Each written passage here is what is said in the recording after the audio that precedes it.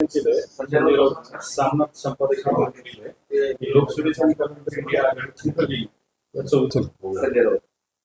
संजय राऊतांनी म्हटलंय, स्वतः तुम्ही नेहमी म्हणायचे की इंडिया आघाडी टिकणार नाही, होणार नाही. आता संजय राऊतच म्हणतायत की इंडिया आघाडी कुठे गेली, हवेत गेली की जमीन गरज झाली. कसं बघताय इंडिया आघाडीकडे?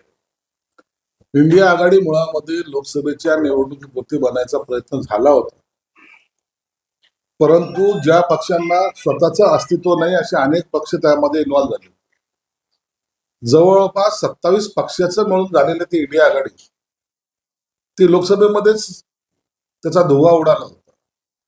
आणि संजय राऊत सारखे त्यांचे दलाल हे इंडिया आघाडी किती मजबूत आहे, मग देशाचा पंतप्रधान कोण होणार, तर राहुल गांधी पासून ते उद्धव ठाकरे पर्यंत यांचे नाव चर्चेत आणण्याचा प्रयत्न करत होते. आजची अवस्था उबाटाची अशी आहे की त्यांना काँग्रेस साधा त्यांचा फोनही घेत नाही, फोनही करत नाही. शरद पवार त्यांना विचारत नाही. आज त्यांनी जे स्टेटमेंट दिलेलं आहे ते इंडिया आघाडीसाठी नाही, फक्त काँग्रेससाठी दिले. काँग्रेस आता कुठे आहे हे ते शोधत आहे आणि उद्या हेच वाक्य ते शरद पवारसाठी सुद्धा यूज करणार आहे. म्हणून आता ही आघाडी वगैरे काही राहिलेली नाही आणि याचा परिणाम आता अकेला चलोरेच्या भूमिकेत उबाटाला चालावं लागेल आणि त्याशिवाय त्यांच्याकडे दुसरा कोणताही पर्याय उरलेला नाही. ज्यांच्या जोरावर हे गर्जना करत होते, आता त्यांनी यांची हवा काढून घेतली. त्यांनी ट्विट केलं, एकनाथ शिंदे बकऱ्याचा फोटो ट्विट केलाय, खबर पता चिलिका हे सांशिक गट असं म्हणजे. अहो, असे ट्विट केल्यानंतर राजकारण चालत नसतं. संजय राऊत, आम्ही कमीत कमी बकऱ्याच्या भूमिकेत आहेत, तुम्ही मांजराच्या भूमिकेत सुद्धा नाही. तुम्हाला विचारतोय कोण? बिळात लपणारे तुम्ही उंदरं आहात आणि त्या उंदराच्या भूमिकेतच तुम्हाला आता राहावं लागणार आहे. म्हणून आमच्यावर कितीही ट्विट केलं, आमच्यावर काही केलं, तर आमचं अस्तित्व, जी घोषणा एकनाथ शिंदे साहेबांनी विधानसभेत केली होती, 40च्या पेक्षा एकही आमदार कमी झाला तर शेती करायला जाईल, आज त्यांनी 60 आणलेत आणि तुमचे असलेले आमदार कुठे गेलेत हे थोडं लक्षात घ्या, मग इतरांवर टीका करा. एकनाथ शिंदे हे तुम्हाला पुरून उरलेले आहेत, हे अख्खा महाराष्ट्र जाणतो. त्यांनी याचं उत्तर देताना असं म्हटलं की महाराष्ट्रातला एक बकरा आहे आणि तो बकरा खाटकाच्या लाकडावर उभा आहे. त्या बकऱ्याला उभं केलेलं आहे आणि सांगितलेलं आहे, फार शांतपणा केला तर मारू, असं दिल्लीत या बकऱ्याच्या कानात सांगितलेलं आहे. संजय राऊतला इतरांवर टीका करण्यामध्ये काय आनंद बोलतो माहित नाही. आम्ही लाकडाच्या याच्यावर उडक्यावर उभे आहोत, कशावर? तुला काय करायचं काय? आमच्या ताकदीचा अंदाज आला नाही का आणखी? आम्ही ठरवलं तर काय करू शकतो हे तुम्हाला दिसलं नाही का चित्रात? एकच झटका, एकच चिमटा घेतला तर लाहीलाही झालेली तुमची. तुम्हाला नेस्ता नाबूद केलंय आम्ही. आणि तुमची अवस्था आज जी आहे ना, ती महाराष्ट्रातल्या कुणालाही सांगा, चला उबाटात प्रवेश घ्यायचा तर तो पळतो, पाय लावून पळत होतो, तुमच्याकडे यायला तयार नाही. आणि एक तुम्हाला मी सांगतो की या काही दिवसामध्ये त्यांच्याकडचे जे काय आहेत ना मान्यवर,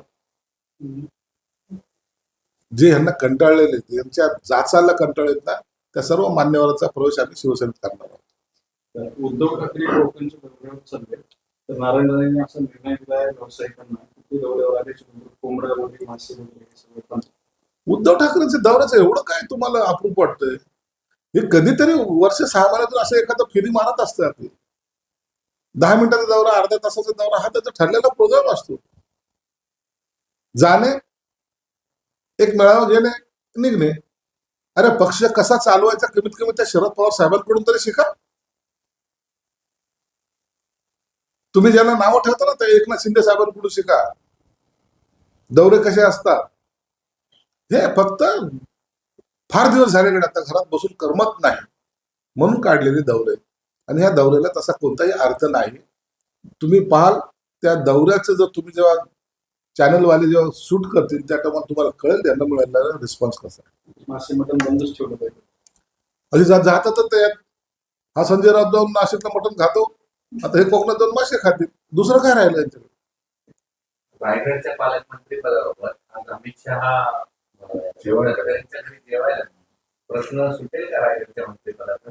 आणि तुमची काय अपेक्षा आहे? अमित शहा रायगडला जाऊन तटकरच्या घरी जेवत असेल तर त्यात काही गैर नाहीये, परंतु रायगडच्या पालकमंत्र्याचा तिढा हा सुटेल आणि रायगडचा पालकमंत्री हा शिवसेनेचा असेल.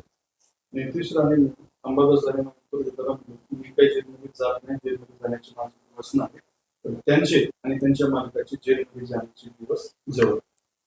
सगळ्या चौकशा चालू आहेत आणि अत्यंत टॉप लेवलवर चालू आहेत. अंतिम टप्प्यात आलेले आहे. त्याचे परिणाम आता त्यांना भोगावे लागतील हे त्यांना सुद्धा समजून चुकलेलं आहे.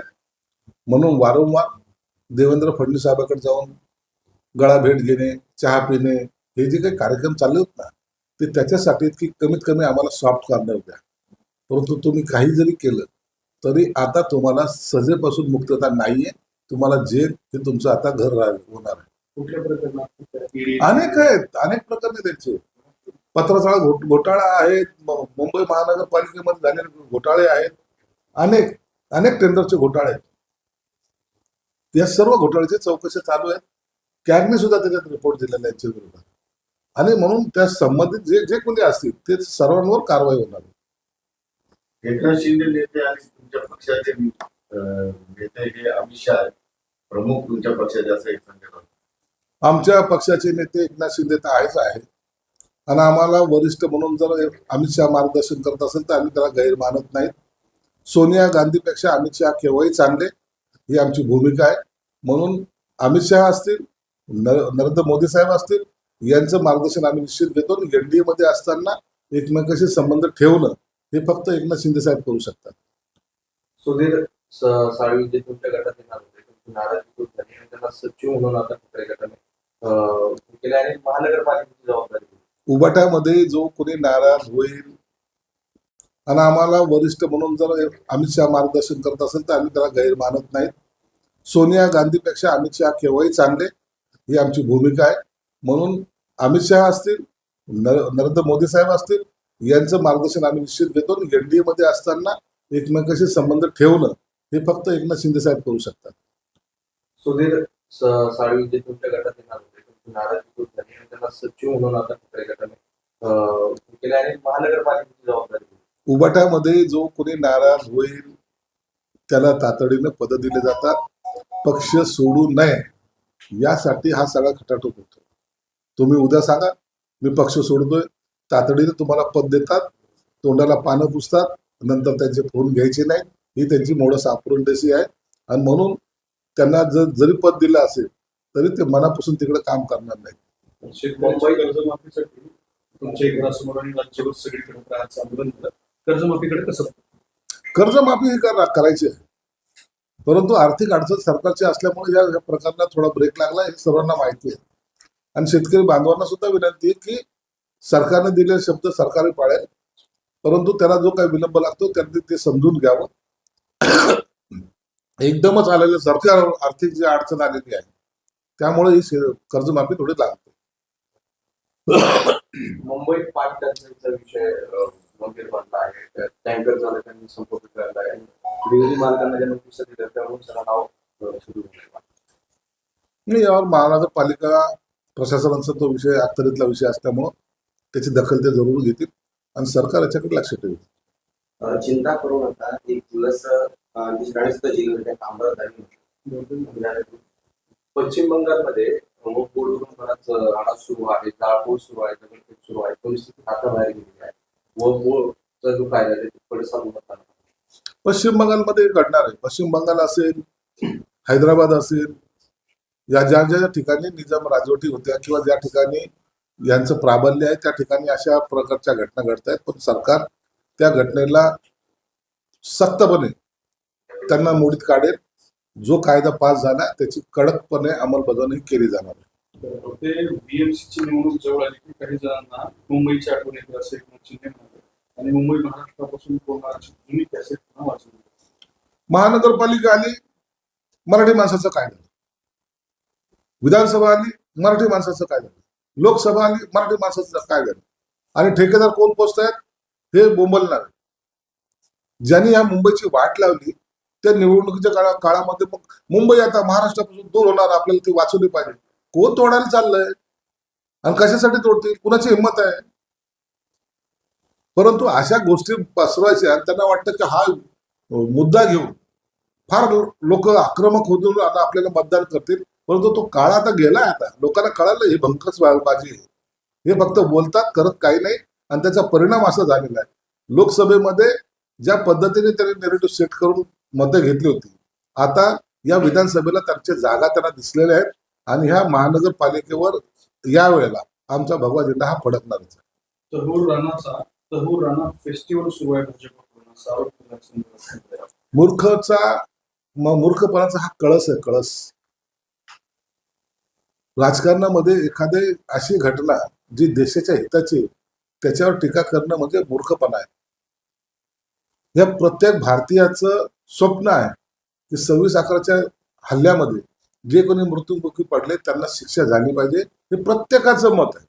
आणि यांच्यासारखे भिंडोक लोक त्याच्यावर जेव्हा टीका करतात त्या टायमाला यांना जोड्याने पहिलं मारलं पाहिजे, यांना फासावर लटकवलं पाहिजे, अशी भावना लोकांमध्ये तयार होते. ईश्वरी विषयीची जी मृत्यू झाला सुप्रिया सुळे मृत्यू हत्या, ती हत्या असेल तर त्याची चौकशी झाली पाहिजे. सुप्रिया सुळे आक्रमकपणे पुढे आलं पाहिजे. कोणत्या डॉक्टरच्या हाताने हत्या झाली त्या संदर्भामध्ये आता सरकारकडे त्यांनी सुद्धा आलं पाहिजे आणि सरकारला सहकार्य केलं पाहिजे. कोणत्याही महिलेची अशा प्रकारचा मृत्यू होणं हे दुर्दैवी आहे, आणि त्यासाठी सर्वांनी एकत्र येऊन जो कोणी कारणीभूत असेल त्याच्यावर कारवाई करण्यासाठी मागणी केली पाहिजे.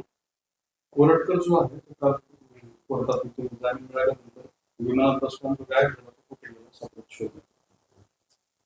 आता याचा तपास पोलिसांनी लावला पाहिजे, किंवा त्याला बाहेर जाण्यापासून जर कोणी पळवलं असेल तर त्याची सुद्धा माहिती घेतली पाहिजे. मानवेळ असं दिल्लीत महाराष्ट्रातील बघायला सांगितलं. हे सगळं कथोकल्पित गोष्टी ह्या संजय राऊत करू शकतो. आज शहा साहेबांची असेल, मोदी साहेबांची असेल, एकनाथ शिंदेचे काय संबंध आहेत हे भाजपवाले पण आणि शिवसेना सर्वांना माहिती आहे. म्हणून यांच्या ह्या बकवासीवर आम्ही लक्ष देत नाहीत.